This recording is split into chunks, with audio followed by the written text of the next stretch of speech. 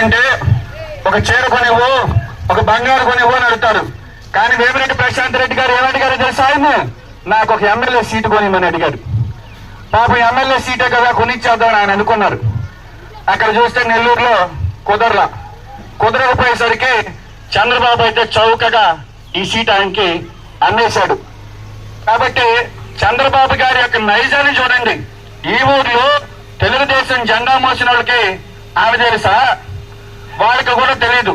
కానీ చంద్రబాబుకు మాత్రం ఎవరు ఎక్కువ సూట్ కేసు ఇస్తే వాళ్ళకి సీట్ ఇచ్చేస్తాడు. కాబట్టి నేను చెప్తున్నా, మీరు తెలుగుదేశానికి ఓటు వేయకపోయినా ఇబ్బంది లేదు. ఆయన ఓడిపోయినా ఇంకొక 100 కోట్లు పెట్టి ఇంకొక కుర్చీ కొనుక్కోగలదు. అవునా కాదా? అవునా కాదా?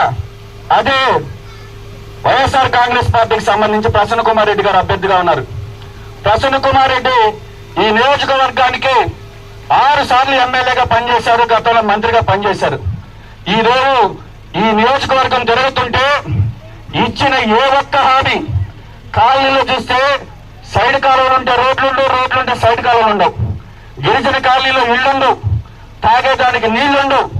ఎందుకంటే ఆయన ఓట్లు వేసుకొని పోయిన తర్వాత మళ్ళీ కనబడ్డం. ఎందుకు చెప్తున్నానంటే, మీరు 6 సార్లు గెలిపించారు. నాకు ఒక్కసారి అవకాశం ఇవ్వండి. ఈ 5 ఏళ్లలో ఈ కోవూరు నియోజకవర్గంలో సమస్య లేకుండా చూపిస్తానని మీకు మాటిస్తున్నా.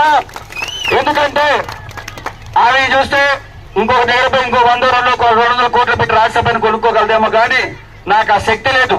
నేను మీలాంటి పేదవాడిని, ఒక సర్పంచ్ గా ఒక ఊరిలో పనిచేసిన వాడిని, ఒక పార్టీలో 12 ఏళ్ళు కష్టపడి కార్యకర్తగా పనిచేసిన వాడిని, జెండాలు మోసేటటువంటి వాడి బాధలు తెలిసిన వాడిని. కాబట్టి ఈరోజు ఇటు తెలుగుదేశం పార్టీ కార్యకర్తలు కావచ్చు, ఇటు వైఎస్ఆర్సీపీ పార్టీ కార్యకర్తలు కావచ్చు, ఇక్కడ ఉండేటటువంటి అభ్యర్థులు చూడండి, వాళ్ళ గుణగణాలు చూడండి, వాళ్ళ స్తోమత చూడండి. పేదవాడిని అనేటువంటి నన్ను ఆశీర్వదించండి, కాంగ్రెస్ పార్టీని ఆశీర్వదించండి.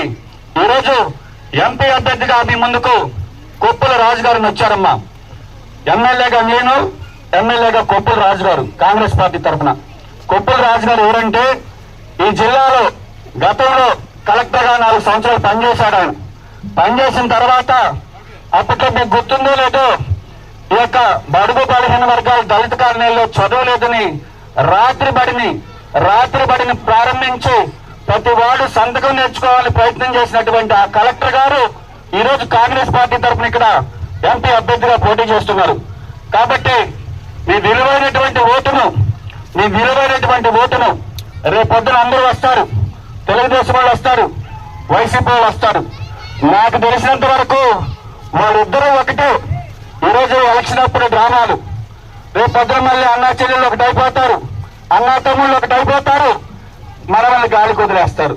కాబట్టి వాళ్ళిద్దరికి ఓటేసినా ఏకపోయినా ఇబ్బంది లేదు.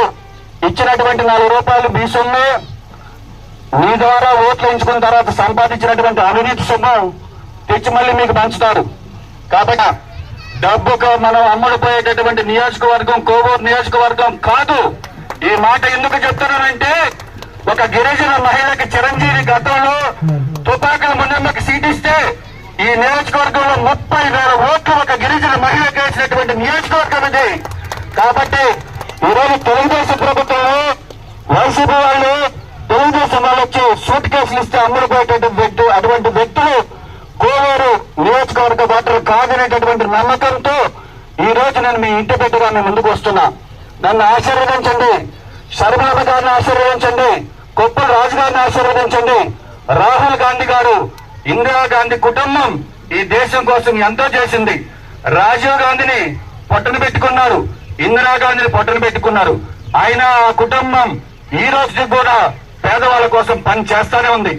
ఈ రోజు రాహుల్ గాంధీ గారు జోడో యాత్ర పేరుతో కాశ్మీర్ నుంచి కన్యాకుమారి వరకు నడిచారు. కాబట్టి ఎప్పుడు కూడా కాంగ్రెస్ పార్టీ పదవుల కోసమో లేదంటే డబ్బుల కోసం పనిచేసేటటువంటి పార్టీ కాదు. అది పేదవాళ్ళ కోసం పుట్టిన పార్టీ, పేదవాళ్ళ కోసం పనిచేసే పార్టీ. కాబట్టి రేపు జరగబోయేటటువంటి ఎన్నికల్లో మీ యొక్క అమూల్యమైన ఓటును కాంగ్రెస్ పార్టీకి వేసి ఆశీర్వదించాలని మరొకసారి చేతులు జోడించి శిరస్సు వంచి నమస్కరిస్తూ అడుగుతున్నాను. జై హింద్, జై కాంగ్రెస్, జై కాంగ్రెస్.